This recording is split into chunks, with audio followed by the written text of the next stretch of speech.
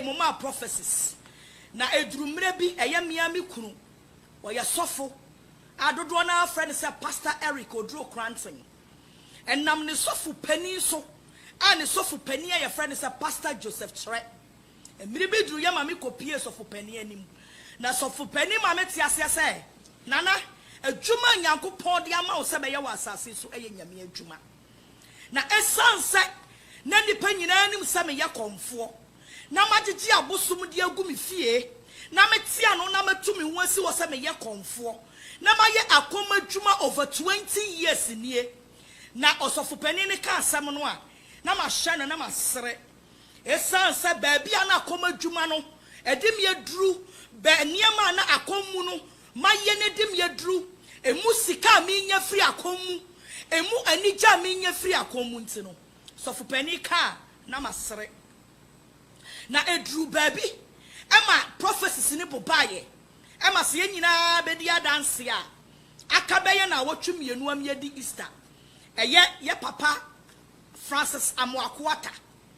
first na so na menimu ne Freedom Chapel oli my babon say the prophecy beto abonten wasagrada onyankopon so me kan kire wo say emere na so sebra beye na dwuma na bra meti sa prophecy no in fact epeme mama kaye na me daye na me dwewu na me hu ye say no baby aduru no emere na so say wo say me nya adwen sakira but na eye din se me free sa akomo adwuma ni mu esanse na ma ja akomo adwuma na che na enam akomo ne so ma akomo ni mu no magidi bebre manya sika bebre amam ye japade bebre amam enipa dodo ahume etina me gye hu me ho se na sadin ya manyen so se me gya akomo adwuma yi de to hwa na mani didin na manya no ho na mani dinyama bia ni manyachi but prophecy ni bae no ebo mi hu na me tuana na moko eye me am spiritual father me spiritual father no wadi kaya hya me nkomo a na me ya madwen ya me ntanta na me ka che ne se gya me hu ni se mera na so this is the time na okache me say me ba sa wo be pa wo achi no afa Yesu dia e wo se me de wo start ewura nchirechire mu na me gitu mu ma ne de me hyase e wa bra na me ya koma no dwuma ni mu be ye 1 month ni asam na me kan na de bia Saturday bia no na ode me ko hyedan bi mu na o kire me nyame asam na ode me wura Bible ni mu na ada to sum ye no e ya Pastor Joseph Chere pa mu ka kire me say nana se megie di se wama wakoma no wafa Yesu dia adwo ma ho kwan ma me kobo wasu na me ma me ho kwan e wo ada eye dwoda e ma me papa e bom asu na okacha me se asubo ye chi no ensore bebre be hyase amane bebre e be hyase anche e na social media nsensem e hyase e sanse na etwase Yesu Kristo na wowu e ma yenya ni wuo ni so mfaso but na was say Judas eyi Yesu ma na bra me de me kra ma Yesu na me prince yankonko bomasu na ye bomasu wie ye pe and sorry started say eba e ma na fofo bia na menim sa me ne na mo omo dani wo ma chichire me e ma nipa bia na menim sa ma boa wo mo na me hia wo mo that time no omo dani wo ma chichire me na me di so sako eye me am sofo pani ho wase hye onyankopon na eyi ni ho adi a kire wo na nyankopon ma wahu se enipa ntimi mwa wo e wasase so esansa wo hwe nipa wabo mu bebre sankrofo nas na adane omachi a kire na bra me bosu no me bosu joda ni fie da pepepe e na yedi Easter epu yamu me bosu Monday prophecy ni beto abonten no ni Monday na me ko bosu me bosu ni Friday e na yedi Easter ti ni padodo ano mu se be ko Easter nyina no me bosu ansa na me ko na me baye no man take niema serious me da niema na me hu o mani so but na me mfanya adwuma ekosi eye nnene na awotwe ami wo madwumam na national security for be farme na samo mo kan ne say 49 TV stations and omuni licenses but ye de ne wo bi but 1 year na ye ntwiae omo de me koye na bra wo mo de me kokoto cells ho no ho na me hu sa bra ye di Joseph any asuafo bi adi kan koto wo jabuo ni mu no na sabra na me paw me huachi na me sufre awurade se awurade sabra dia waba wa mapem nti awurade hu me mobo na sa hu me mobo na sa wo bua me a awurade sanya magie di se madi wachi ne mama kwanya me yabo masu no wasama mama tiase se yenso kane amfa nhye empase na mum ye de kane anu si beposo ema wiase nyina hu se wei oyonyame ba awurade sa hu me mobo na wo bua me a papa memma me nsa so ahye wanimunyam na mapam akase awurade manya dwensa kyera na fa won saka wabawa na efini kikawa bia menya wa komadwuma ni mu no awurade sa wotimi tutu sa ne mani nyina afiri me mu a na se wo mmere no eso na ese ne fata se Kristo me ya wadwuma awurade me hye wadwuma dodo na bra me ni awurade call sa apam wei na ye yi mi pie ye ne ye de me ba be call cells ye de me be call courts na me free cells why de me be call courts me say awurade kire wutumi na sa court wa ye de me koi me pese me so wutumi hwe na me so wanwanwade hwe na me so wo miracles hwe awurade se wutumi ma me witness the miracle of you are magye wasam wadi na awurade challenge amedi ma woni se wutumi ma de niam ye de ato me so case ye de ato me so awurade mani da so asa na emom no se ye de me kogina lawyer kase nanim judge kase nanim a awurade me no mienu no me fa wo se wo na wo ye the judge pani you are the supreme of the most high God awurade wa chini wanim no nyame bia ni ho enne ba bia me dai aka me no mienu awurade ma wutumi nya adwuma se ye de me kogina judge anim na se judge ti me ma me fa hodie na me bedru me fie na ma anko afie ase ne dai ya me no kasa awurade na me ti me bedru fie na me behu me ma na me behu me kunu a papa me so me pagya me nsa hye odin kunkun ne no nyam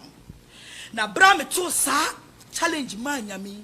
me pie free south ho na me sia bonte won national head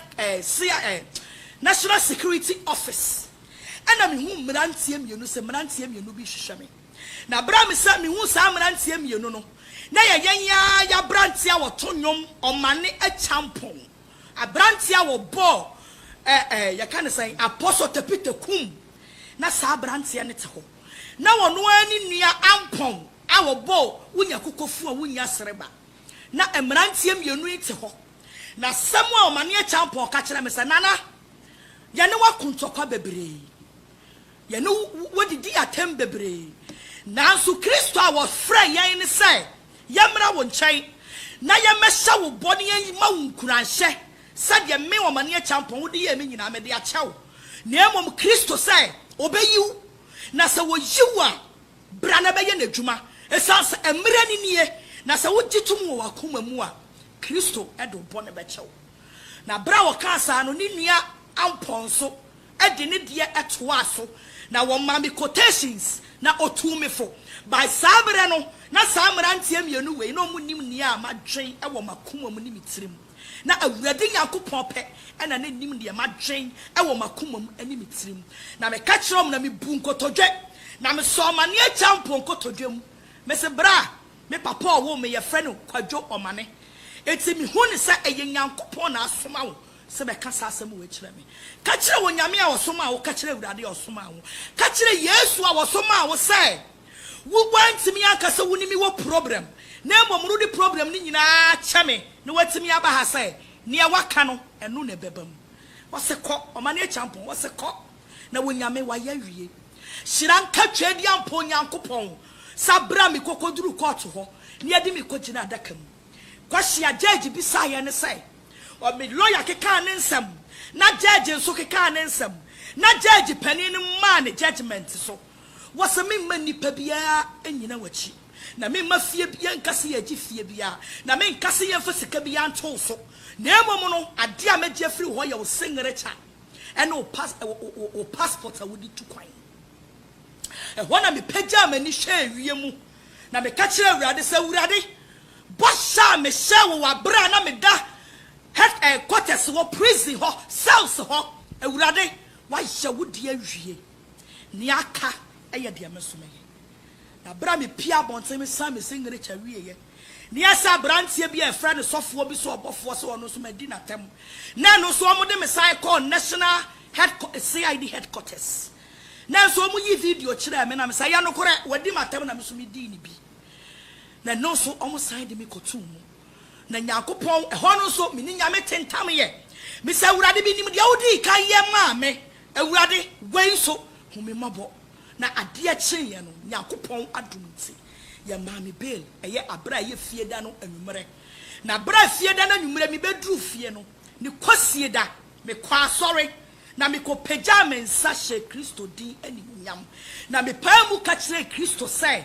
me nya dwuma ye friend sa koma dwuma biam minya dwuma e friend sa busuma dwuma biam edinga ye friend sa na na agrada no mpo mempe na mate e wo masum na bra me dura sorry dem ho no me de me bible e kwa sorry dem ho ni nyina video e wo ho miripam no ye bema obi ahu de koso e wo Pastor Joseph Chere asori dem asori e friend say Trusted World Ministry de antia me friends and jurofo ye kitiwa bi me mpasa video ni beba abonten ansa de awurade ayama me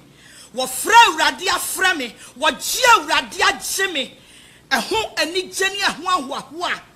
adesoa bi ana so me edi bi ana da me din so na kwasie da no me sofo ɛka kyerɛ me so onyame a wo fra wo no wo se dia yamfa ma wo evangelist Patricia Odro Cranton enesa mete ha Yesu agye me na wasesa me din aye from me nana agrada na wa mami din fufuro bi aye from me evangelist Patricia Odro Cranton eradia sesa me din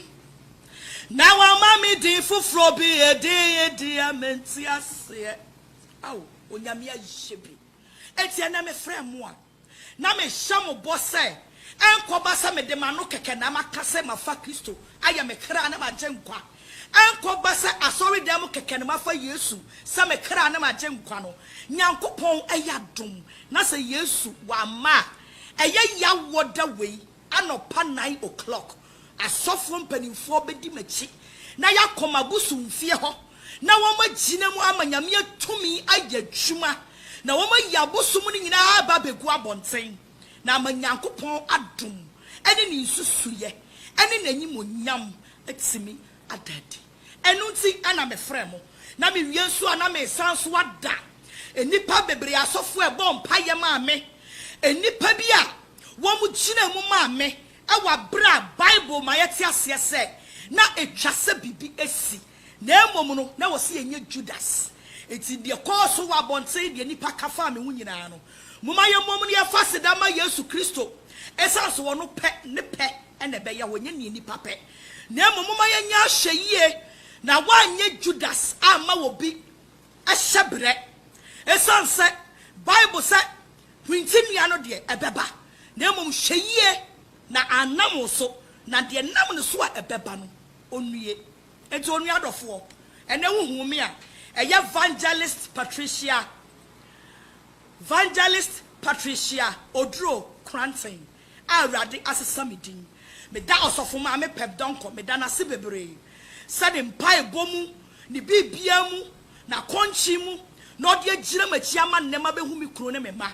me san so da ye me am lawyers akese o mu gira machi Yakopon hiro mu bebre me san so da ye me am sofo pani Pastor Joseph Chere one ne wife Mama Abigail Trusted World Ministries for empenifo ene adofo mu kode nwuram esugu Kristo so se omuhu me mobo me sanso da ye mia me kunu Pastor Eric Odro Cranton ateti a wafamu empo ye di no se sofo wale konfo na ne Nyankopon adom Nyankopon senkyere ne adadi na ne me ba betai me kunu achi na watimi ama ne Nyankopon dwuma na ofre no atimi adimu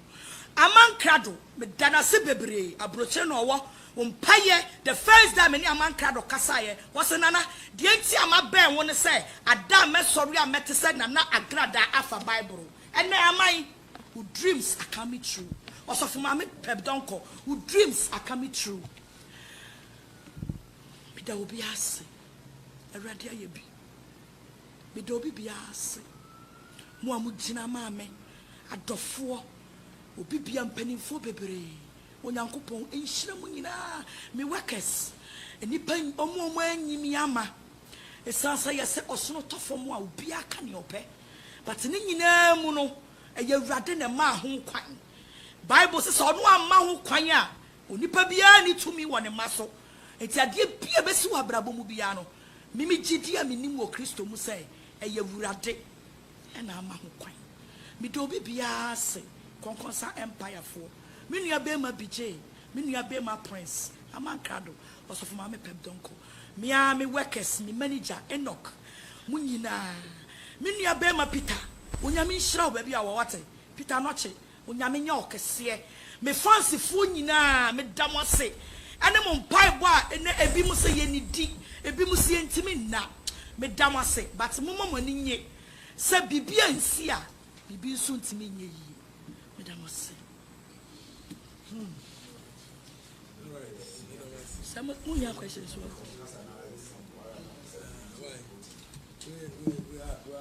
we are extremely grateful. Everybody other was saying. So we want to sign out. So big question be there. Why? More be Mr. Mama. Amen. Okay.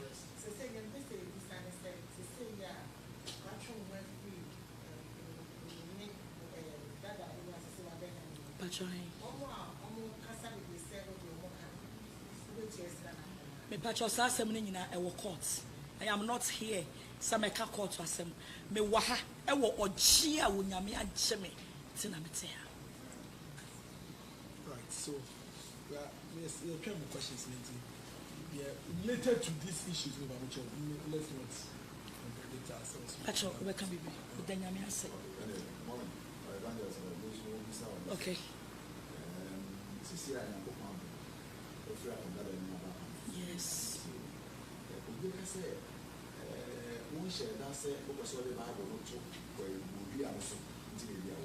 Me patcho say me the Bible betu bodua no so a e wo de ntini ka meme madwim no me yesa me patcho me bisa e wo de enti e na meme metimi akasa me the Bible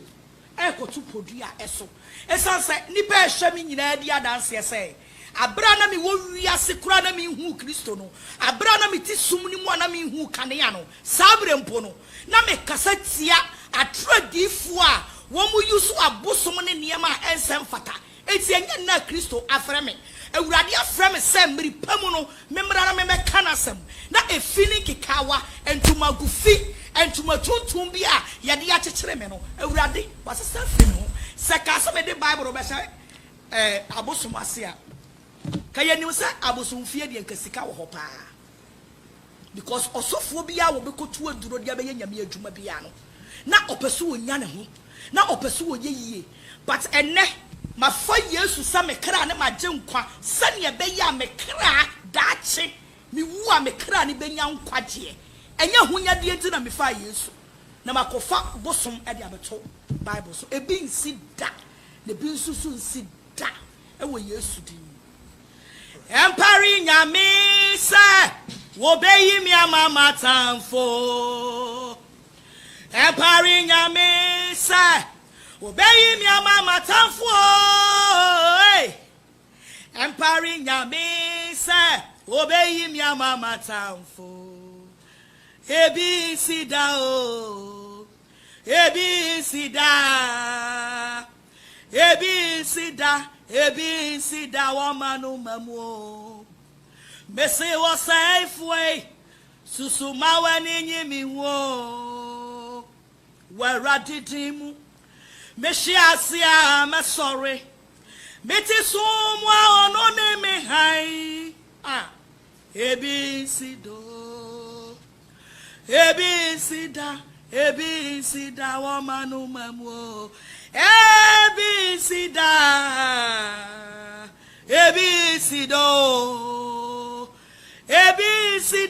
ebi sida womanu mamu.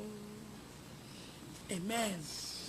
Ladies and gentlemen of the press, we want to thank you very much for your coming. We are grateful. There will be a follow-up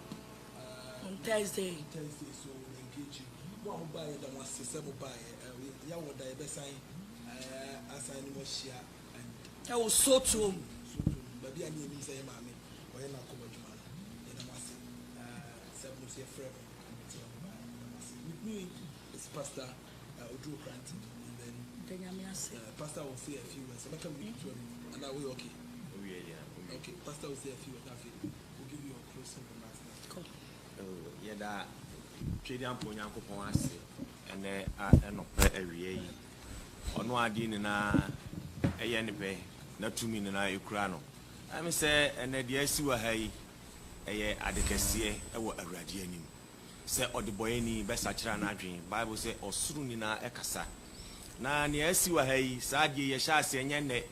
Semutia Bontia, Binum to be Dimatemasa, or Sofo, Nadan, Alcoare, or Confor, say, or Confor, and Chester when Yenipa. Nippon say, na, Yame in here. It is a sacrifice when a woman, the honest sacrifice will be BM, or a mere meeting Cassin Yamia Fremia, and Untimijano, Namako Aroba for yes, Annie and Church and Chile. If you money 5 good years, and you did 2 or minimum of opinion in a year. Now, Obi Pierre him. It is the air cost on 98 in him. Now, Unipan Fini Pim and Sodessa was such a distant Yami count. Senyamia and Fanistan Kawa, a bad thing. When you bound also said about the self one G Naja Japadia. Now, what number I was sending you and Bible chest and any barn and also a brand any barn also and son. I will sound connect chain. It was semi wife any barn also. It is the way you need and I see in pipe up. Then you die in a quack. But I thank God today. Yes, it is the ACN in an Emreno night and every drew. It is a Asidak and Duma Kadian Punyakopon. Bishop Joseph Tre, on any year Abigail Apostle Tre, Dinyame, and Dalmasi Debris, what any sacrifice, and send be brain a sea, and as no dear Memon Wankasa Akasa. It's I say, the Nipa rejectino, the soft diemu, said also for the air day, now don't home ball or conform. Now soon one yina, one paba, Ujinai, and woman from enemy here. What in the Shasi and Chile and China, all these issues pop up. By today, I thank God. With that Ghana phone in our sick. I don't for modem on pie ball, a tire cheap. Yet there will be sick. Near can say in for auto. I name for GD Mapa and support to my. Now, I did back 1 person make clear a woman ne. Mo being yana join the beer da. Say, a Juma Yamia Frey Muno. Yet the BB and a baby. Yet is us and yene. But I always say this, Obi to me sing a mere Juma who quite ta. Now more be soon could never be an idea say, or be sorry. Now be discriminated in Yamiashi and Spanish and we are coming out with a good doctrine. Doctrine, what's here, assistant the person mine. I'm not used to friend as soon as one or Chomumi no catch us a monko riase and from my seminary. Na mukwa ni obeji asem na di no mummo na su enhyeja oba ene honkonkodim eno ene asem a ekurayen ye yadwumayefo ye yadansifo etipo kan osinyankopon owuro Yesu atofa pem na man wa frey yen say yadansifo the representative on this earth ye yadansifo emawurade yadansifo ne say ye be hye akra wona wayera wona pokyere da so wona wo hunu amane no ye de asem no ebe ma hom na wa twe ho from bone ho eno ne the motive a ye de be ye nyame adwuma bibibiare ne ho biem. Yes, enti mo fam pai bon tire chi na mo sere twedi ampo Nyankopon enyansa ene nim de ne tiase maye na adwuma na ye ba be ye no ye fa big revival ebinim hyase e de revival and the man Christianity etimi gina ho ye dim say Christianity ye wo challenges bebrewum na so no mo fam pai bo entire chi enkwagye enti ene owura Yesu be wu je ye eno ne ade a wo si nipa bia ye hu enkwagye ho asem ena ye denam I mean, she don't be here. It's Yagana mine now.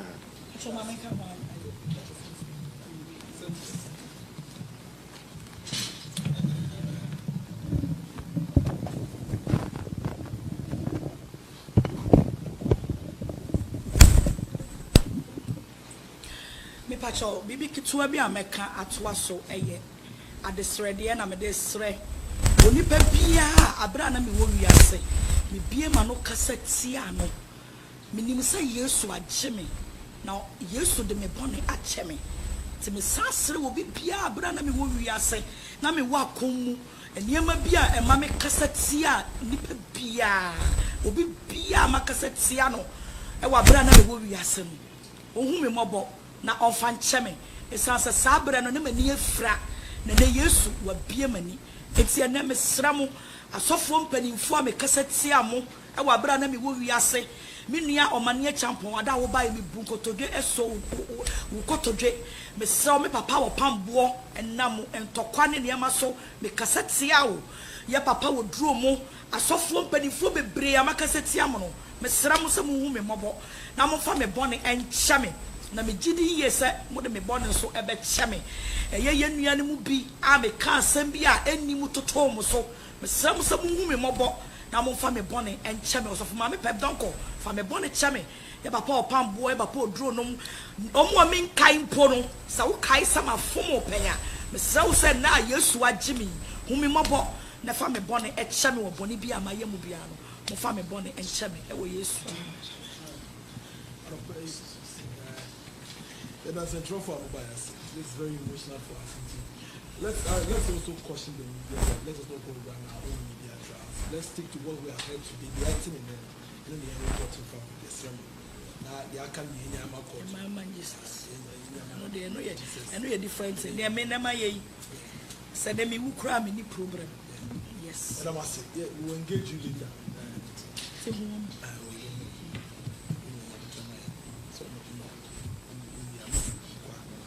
Yankwa that be my one now from a corner papa corner would a monk only and no concord why amen.